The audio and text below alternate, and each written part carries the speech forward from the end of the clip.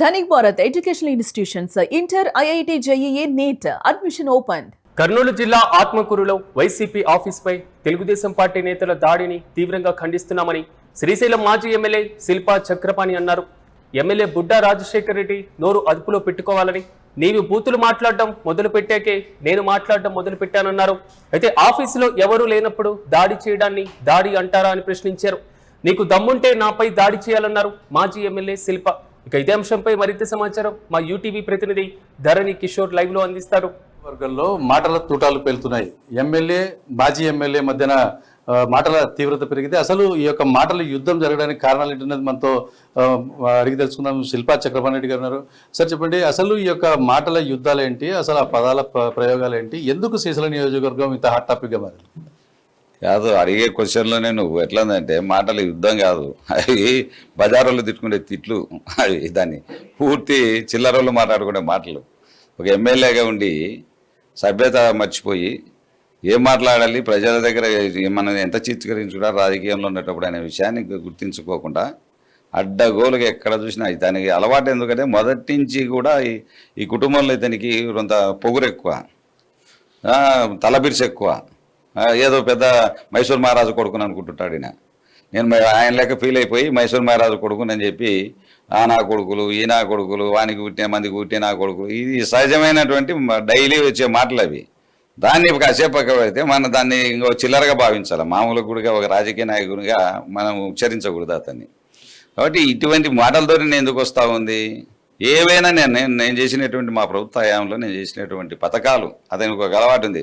ఎక్కడ చేసినారు అని చంద్రబాబు నాయుడు చేసిన ఆయన, చంద్రబాబు నాయుడు అయిపోయా మా ప్రభుత్వం మంచి ప్రభుత్వం, అన్ని పథకాలు నెరవేర్చినాము, మొత్తం సూపర్ 6లో సూపర్ టాప్ అంటుంటాడే. ఆ విధంగా మా వానికి కూడా మేము చేసిన పథకాలు కళ్ళు కనపడవు, నేను చేసినటువంటి అభివృద్ధి కళ్ళకు కనపడదు.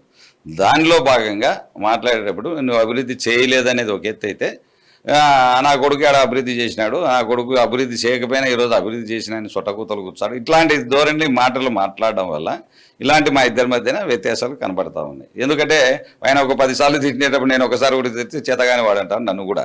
ఎందుకంటే సభ్య సమాజం ఏమనుకుంటుందో అనే ఆలోచనతో నేను వెళ్తూ ఉంటాను రాజకీయాలలో. ఎందుకంటే మా తల్లిదండ్రులు మాకు నేర్పాలి ఇలాంటి తిట్లు అనేది. మీరు చూడలా, నిన్ననే మొదలుపెట్టాను, నేను కూడా నేర్చుకున్నా.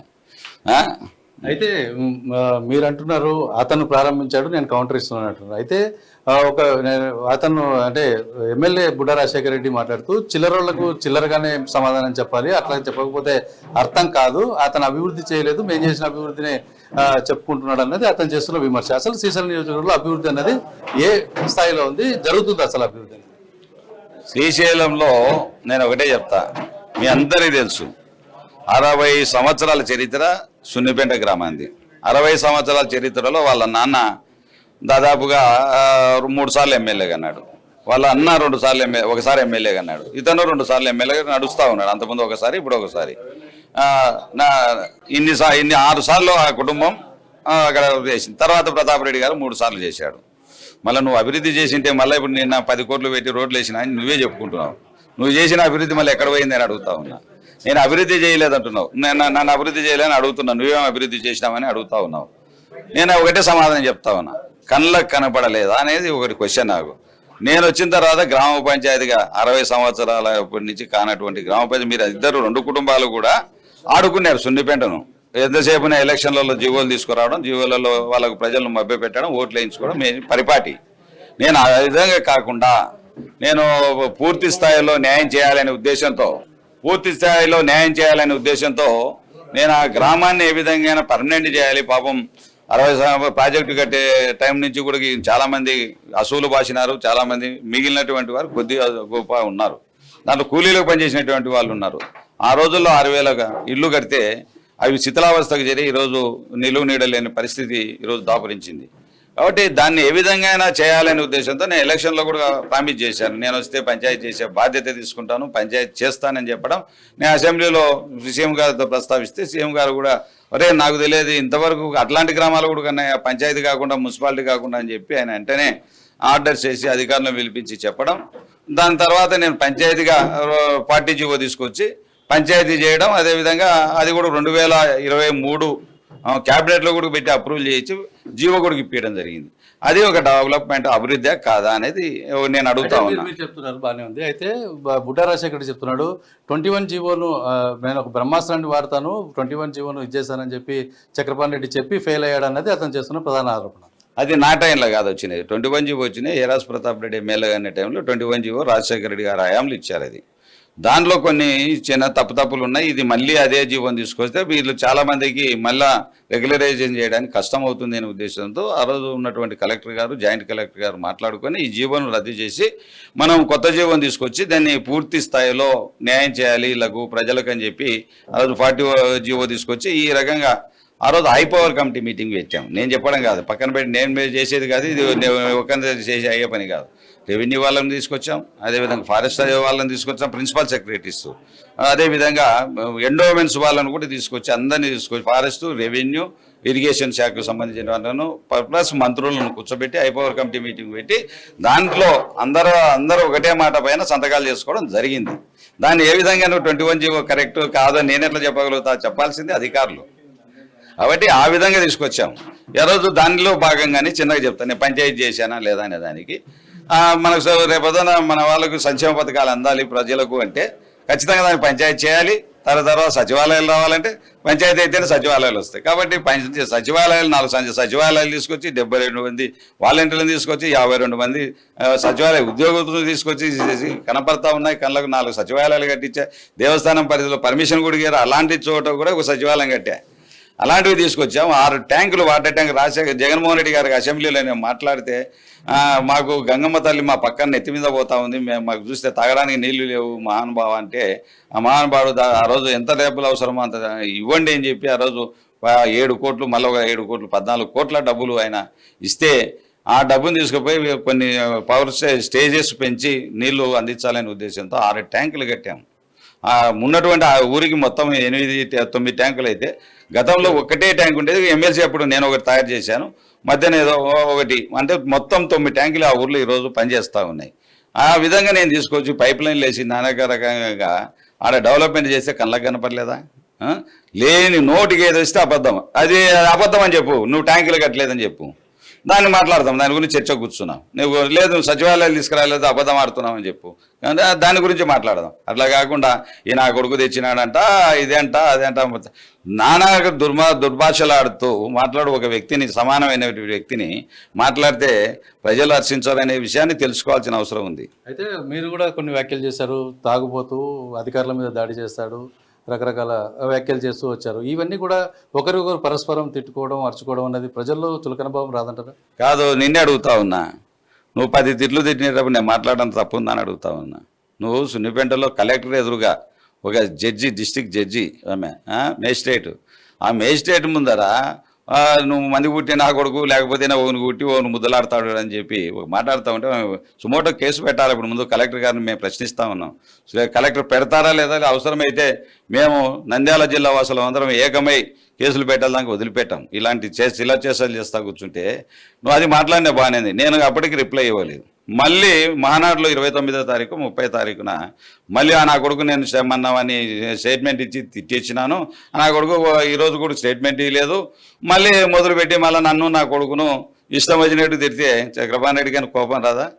చీమురతో ఉన్నటువంటి వాడు చక్రపాణి రెడ్డి, అందులో పవర్ఫుల్ వ్యక్తి చక్రపాణి రెడ్డి, సభ్యతకు మారి పేరు చక్రపాణి రెడ్డి. ఇటువంటి వ్యక్తులను మీరు మాట్లాడుతూ ఉన్నంటే ప్రజలను ఏ విధంగా చూస్తారు? ప్రజలను పాలిస్తాగలిగే మీకు సత్తా ఉందా? లేదు. లేకనే ఇవన్నీ అభివృద్ధి చేయగానే ఇలాంటి తిట్లు ఇలాంటివన్నీ మాట్లాడితే ప్రజలు ఎదురు చెప్పలేరనే భయాన్ని కల్పించాలనే ఉద్దేశం అతని ముఖ్య ఉద్దేశం. అయితే ఆత్మకూరులో వైసీపీ కార్యాలయం మీద దాడిని ఎలా చూస్తున్నారు? ఇప్పుడు ప్రస్తుతం మిమ్మల్ని హౌస్ అరెస్ట్లో ఉంచిన నేపథ్యం, ఈ మొత్తం వ్యవహారంలో మీరు ఏ విధంగా ముందుకెళ్ళబోతున్నారు?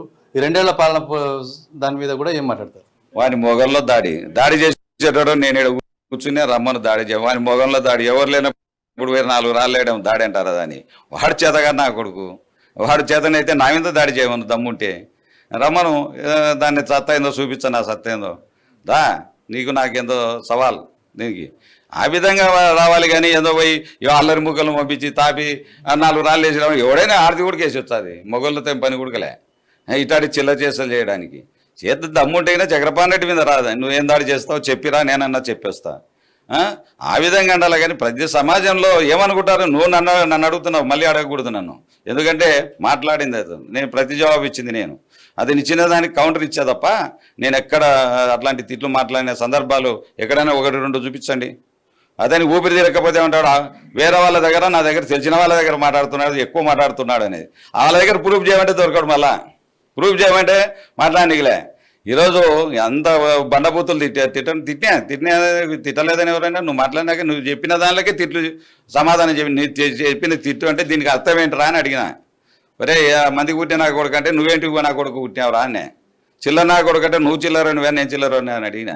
నీ కొడుకు వరే పారిపోయినాడంటే నా కొడుకు ఆడుకోవాలరా నీకు మోజు తీరుస్తారా అని చెప్పిన. ఇలాంటి సమాధానాలు చెప్పిన తప్ప నేను ఎక్కడ దుర్భాషలు ఆడలే. నువ్వు ఇచ్చిన పదాలకు నువ్వు ఇచ్చినటువంటి ఏవైతే మాట్లాడావో ప్రజలకు ఏ విధమైన సంకేతం ఇస్తా ఉన్నావని నేను అడుగుతా ఉన్నా. ఈరోజు మనం ఒక పరిపాలించాల్సిన వాటిని ప్రజలకు ఒక న్యాయం చేయాల్సిన వాళ్ళం మనమే ప్రజల వద్ద ఇంత చులకన భావం మాట్లాడితే ఏ విధంగా ఉంటుంది అని ఒకసారి గమనించాల్సిన అవసరం ఉందని తెలియజేస్తా ఉన్నా. అయితే ఇంకొక మాట ఆత్మకూరులో వినపడుతుంది. ఆత్మకూరులో గాంధీ ఉన్నాడు, గాడ్సే ఉన్నాడు. ఎవరు గాడ్సే, ఎవరు గాంధీ? ఆయనే చెప్పుకున్నాడు కదా, నేను గాంధీని అంట, ఆయన గాడ్సే అంట. ఆయనే చెప్పుకున్నాను, నేను చెప్పాలి ఆ మాట కాదు. వాళ్ళు ప్రజలు ఎవరో పెట్టారు, మేము ఇద్దరం మాట్లాడాము. ఒకటే నేను ముందు రోజు మాట్లాడా, అతను తర్వాత రోజు మాట్లాడాడు. ఎవరో నీలాంటి వాళ్ళు తేడా చక్రపాణి రెడ్డికి ఆయనకు తేడా ఇవన్నీ వాయిస్ పెట్టినారు. చక్రపాణి రెడ్డి ఈ విధంగా ఎమ్మెల్యే గారు అని మాట్లాడినాడు, ఈయన చూస్తే వాడు చక్రపాణి రెడ్డి గాడు అని మాట్లాడినాడు. తేడా అదే, గాడుకు తేడా. అవి వాళ్ళు ఈయనకు ఆయనకు తేడా ఎట్లా ఉంటుంది నాయకత్వంలో అనేది అని విశదంగా చూపించినారు. అది చూపించి నాకు గుద్దమండితే నేనేం చేయమంటావు వానికి? అయితే ఈ యొక్క ఉద్రిక్తలు కొనసాగుతూనే ఉంటాయా? వైసీపీ కార్యకర్తలు కూడా నిన్న జరిగిన నేపథ్యంలో వాళ్ళు కూడా ఆగ్రహంగా ఉన్న పరిస్థితి కనపడుతుంది. ఎలా ఉండబోతుంది శాంతియుత వాతావరణం నెలకొనడానికి మీ వంతు ఏం సాయం చేయాలి? శాంత పర్వాని మొగం ఏమన్నా ఉంటే కదా వాడు రావడానికి, దానికి అవన్నీ తిక్క చేస్తారు. ఇక్కడికైనా శుద్ధంగా మానుకొని ఇద్దరు మర్యాదకు పని చేసుకుంటే బాగుంటుంది. లేదంటే నేనేం చేయాలో ఆ పని చేసి పెడతా అంతే. ఇది పూర్తిగా చెప్తున్నది. ఆత్మకూరు నియోజకవర్గం మొత్తంగా శ్రీశైలం నియోజకవర్గంలో అభివృద్ధి చేశాము, అది చెప్తున్నాము. అభివృద్ధి లేదు అంటూ ఎమ్మెల్యే చేస్తున్న విమర్శలు సరైంది కాదు. అతను బూతు పురాణం ఎత్తుకున్నాడు, అతనికి సమాధానం చెప్పాను తప్ప తన నుంచి ఎప్పుడు కూడా ఎమ్మెల్యేను కించపరిచే విధంగా నేను మాట్లాడలేదు అని శిల్పా చక్రపాణి రెడ్డి చెప్తున్న పరిస్థితి. వీడియో జర్నలిస్ట్తో కలిసి ధరణి కిషోర్, యూటీవీ, నంద్యాల నుంచి.